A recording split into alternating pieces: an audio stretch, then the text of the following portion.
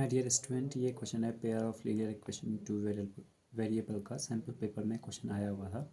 तो आप लोग देख लीजिए, इसे मैं पूरा सॉल्व नहीं कर पाऊँगा। मतलब इसमें जो जो इक्वेशन वगैरह बनेगी वो सब मैं यहाँ पर बनाऊँगा और किस तरह से बन रही है वो आप लोग को सिखाऊंगा। और इसके बाद में इस क्वेश्चन को छोड़ दूँगा और आप लोग ही इस क्वेश्चन का आंसर करना अपनी कॉपी में करना, ठीक है। देखिए बच्चों, क्वेश्चन है the monthly income of Aryan and Babban are in the ratio 3:4 and their monthly expenditure is in ratio 5:7 if each saves 15,000 per month find their monthly income।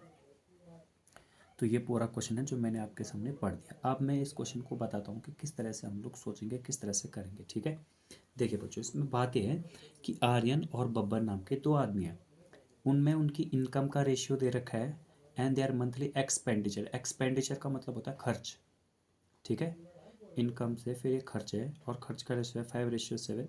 If each saves, हर कोई बचाता है 15,000 रुपीज़ पर मंथ। अगर 15,000 rupees per month बचाता है तो उनकी monthly income क्या है ये बताना है। ये है क्वेश्चन हमारा। तो देखिए इस क्वेश्चन को किस तरह से करेंगे। सबसे पहले तो यहाँ पर दो लोग हैं, एक है आर्यन ARYAN और एक है बब्बन, ठीक है।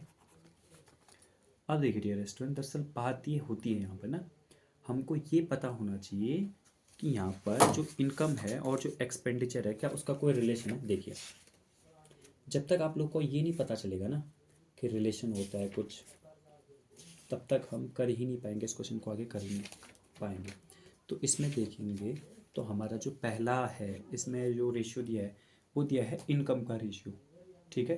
अब इनकम का रेशियो अगर हमें गिवन है तो एक बात बताइए, हाँ। जैसे लेट सपोज कि कोई एक इंसान है वो 100 रुपये कमा रहा है, ठीक है। हमने जस्ट एग्जाम्पल ऐसे मान लिया 100 रुपये कमा लिया है, इसे बोलेंगे उसकी इनकम। उसकी इनकम कितनी है बच्चों? 100 रुपये है। 100 रुपये इसमें से उसने 70 रुपये खर्च कर दिए, 70 रुपये खर्च कर दिए, तो इनकम में से माइनस है 100 में से 70 रुपये खर्च कर दिए, इसे बोलेंगे हम एक्सपेंडिचर। खर्च को क्या बोलेंगे?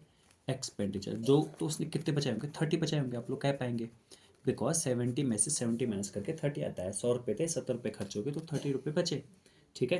तो इसी तरह से अब हम यहाँ पर देखेंगे कि रेशियो है, इनकम का रेशियो है, आर्यन की इनकम का रेशियो है, आर्यन और बब्बन उनकी इनकम का रेशियो है 3:4। तो मतलब मैं इसे मानूंगा 3x और इसे मानूंगा 4x, ठीक है। ये इनकम का रेशियो है बच्चों, ठीक है। यहाँ पे लिख देते हैं इनकम का रेशियो है।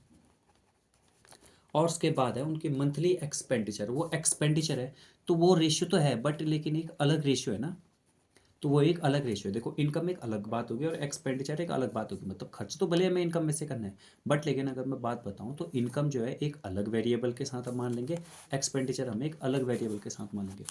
तो एक्सपेंडिचर इसका 5, अब मैं इसे वाई मान लेता हूँ, 5y और 7y का एक्सपेंडिचर। और दोनों बचा कितने रहे हैं?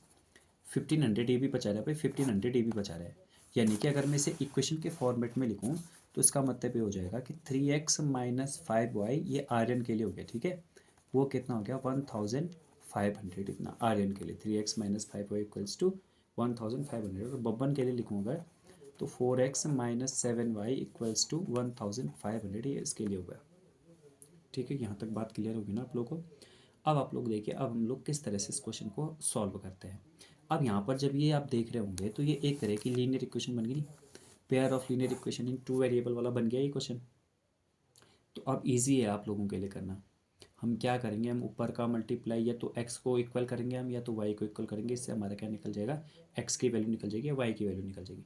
फिर x और y की इक्वल वैल्यू आ जाएगी हमारी, मतलब जितनी भी आएगी। तो अगर जैसे x की वैल्यू मान लो आ गई 500, 500 नहीं, जैसे 1000 आ गई, तो x यानी कि 1000 आ गया और y आ गया 500। जस्ट मान रखा है मैंने, मैं कोई 400 आ गया, चलो 400, ठीक है। x आ गया 1000, तो मैंने इसे मान रखा है, ये अभी फिक्स आया नहीं है, ठीक है। ये तो आप लोग ये इक्वेशन बन गई है। इस इक्वेशन को सॉल्व करेंगे तो आर्यन और बब्बन की जो इनकम है, जो हमारा क्वेश्चन था ना, ये